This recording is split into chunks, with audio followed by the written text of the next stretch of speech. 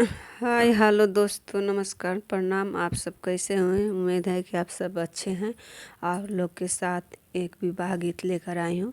अच्छा लगेगा तो कमेंट में बताइएगा और सपोर्ट कीजिएगा, ज़्यादा से ज़्यादा शेयर कीजिएगा।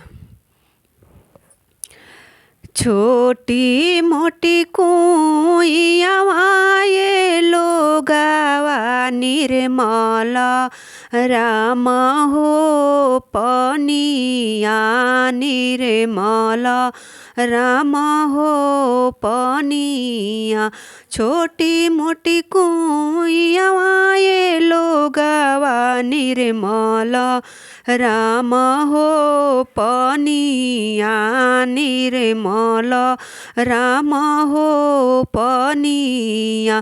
ताही तर कवन हो सुहावा लगवली राम हो फूलावा लगवली राम हो फूलावा।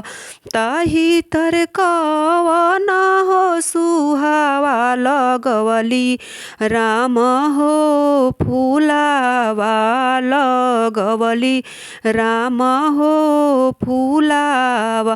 घोड़ावा चढ़ल कवन दुला रौंदले राम हो फूलावा रौंदले राम हो फूलावा।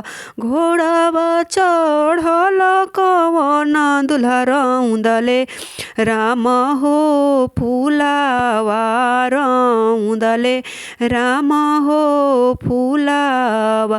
रोवेली कवन हो सुहावा मुखे देई रुमालिया रे मुखे देई रुमालिया। रोवेली कवन हो सुहावा मुखे देई रुमालिया रे मुखे देई रुमालिया।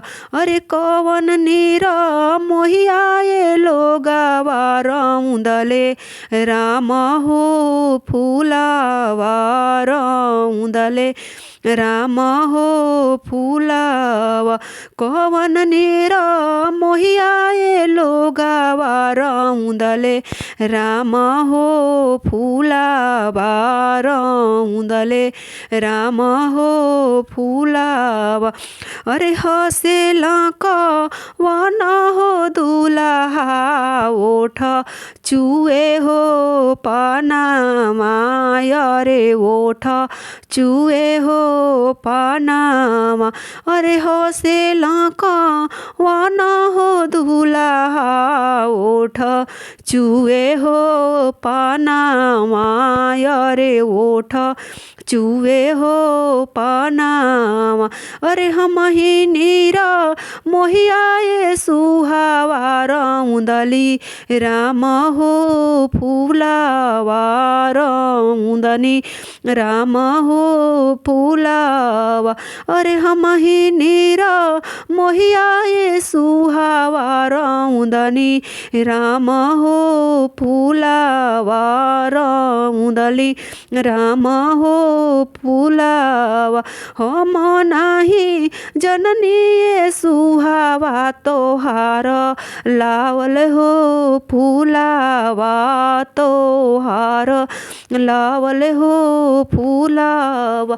हम नाही जननी ये सुहावा तोहार लावल हो फूलावा तोहार लावल हो फूलावा। अरे रात दिन पटवती हो सुहावा तोहार लावल हो फूलावा तोहार राम हो फूलावा। अरे रात दिन पटवती ये सुहावा तोहार राम हो फूलावा तोहार राम हो फूलावा।